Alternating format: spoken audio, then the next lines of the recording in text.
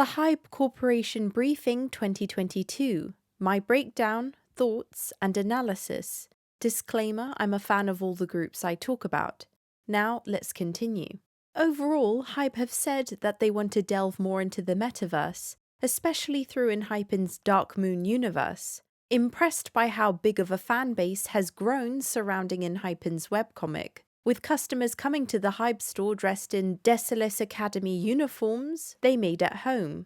Hybe wants to make a game where players can walk around dressed as students from Desolace Academy and interact there. Some of the members of Team have already made their webcomic debut in Enhypen's webcomic. And once Team debut, they will be getting their own webcomic that is established in the same universe as the Dark Moon universe. And the metaverse game will add on extra DLCs where players can not only traverse Desolace Academy, but the werewolf rivals and Team's Sunshine School. Speaking of webcomics, Sserafim will also be getting their own, with no confirmed date just yet. This shows that the Hybe webcomics must be doing very well to warrant more of them for their artists. I wonder if New Jeans could end up getting one, but Sserafim gets to go first.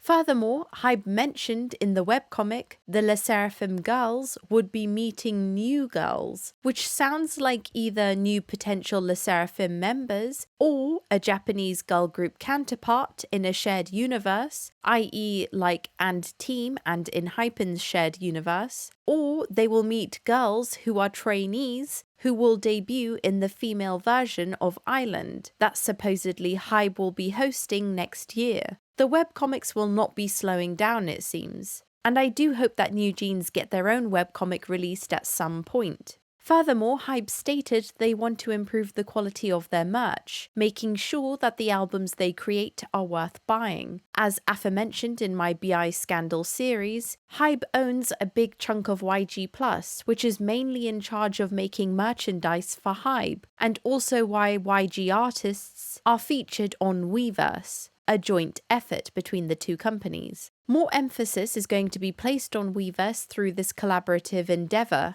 between YG and Hybe. Hybe stated that they will be doing more online concerts, live streams and experiences, stating they're the leaders in streaming online concerts and that they want to create more experiences for fans globally who are unable to see their favourite idols in the flesh. As for experiences, this means concert experience showcases and also cafes and exhibits like the 17 exhibit in Japan and BTS experience in Las Vegas. So look forward to more of these in the future. Hybe also emphasized the importance in their storytelling department, originating with BTS, who first created a whole concept, lore and story that spanned years through their music, concept and albums. Hybe wishes to continue this with their other groups, such as Enhypen's Dark Moon storyline and TXT's Star Seekers. Star Seekers universe, which, if you go to a TXT concert, is embedded throughout their performances. They explained the importance of sticking to a group's lore when creating music videos, and performances, as it's rewarding to eagle-eyed viewers and fans to spot Easter eggs and realize how it all ties in to the webcomics alike. Hybe is going to debut another boy group, specifically B-Lift Lab, which probably is Trainee A.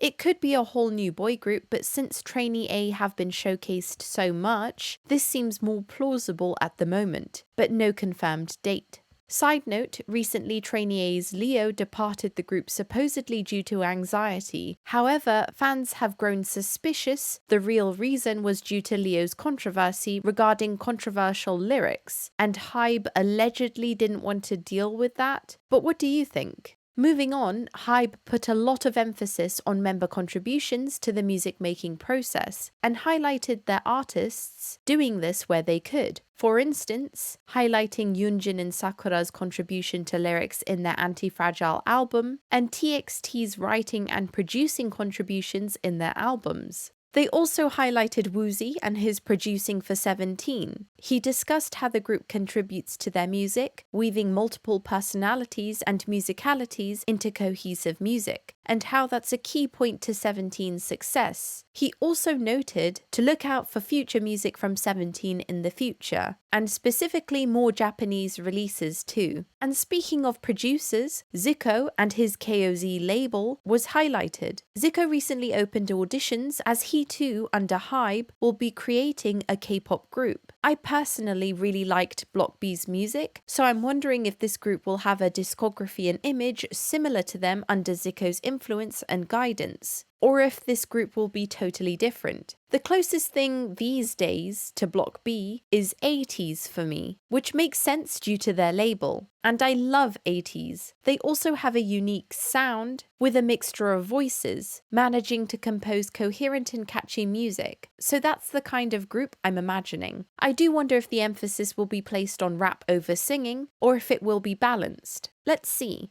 There's no confirmed date of a debut just yet.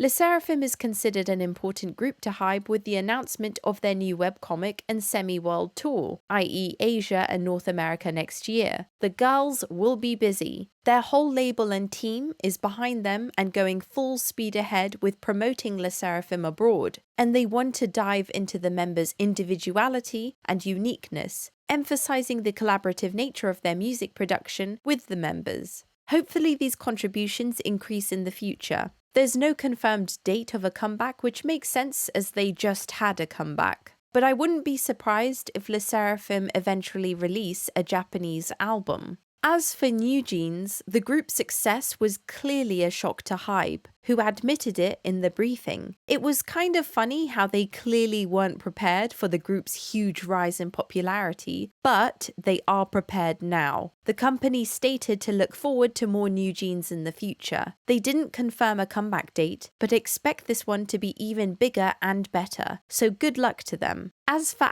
Team, the new Japanese boy group, their comeback was confirmed for the 7th of December, which is fast approaching. Hybe emphasized how big of a deal it was for them, as this was their first Japanese pop group to debut in Japan. It was reminiscent of the stress for Sserafim's debut and their importance for Hybe, which was emphasized in their documentary. They're putting a lot of energy into this debut, which you can tell through the numerous teasers and trailers released. The group already has an established fan base through Island and The Howling, so hopefully it's a slam dunk debut. I'm looking forward to it, and if they stick to their werewolf theme, it should be fun. I'd love an Enhypen crossover, like the way Kay and EJ cameoed in the Drunk Dazed music video. I hope there'll be more of this in the future. What was surprising to hear is that Hybe are debuting a girl group geared towards the US and international market. They've had over 100,000 auditionees to select from and have already been training their final lineup. They explained that these girls were picked from all over the globe and have different backgrounds. So does this mean an international group with members from different ethnicities? Or will it be a Korean group composed of Koreans from around the globe? The company stated that they have put the girls through the K-pop process of training, making sure that they've built up their weaknesses to a standard that is acceptable to Hybe. It is unclear if this will be a K-pop group and how Hybe will promote them, but let's see what they have in store. There was no confirmed date of a debut just yet, but it could be sometime next year, perhaps in the summer. In terms of BTS, they discussed how meticulous the team studied and watched BTS videos in order to get their mannerisms right for their game, BTS Island, and that they've thrown in a lot of Easter eggs that eagle-eyed fans should notice. They're working on DLCs and additional content for the game, and have credited BTS as part of the production team due to their numerous meetings and involvement with the game's development. As for music, Hybe stated that the group will continue their solo work.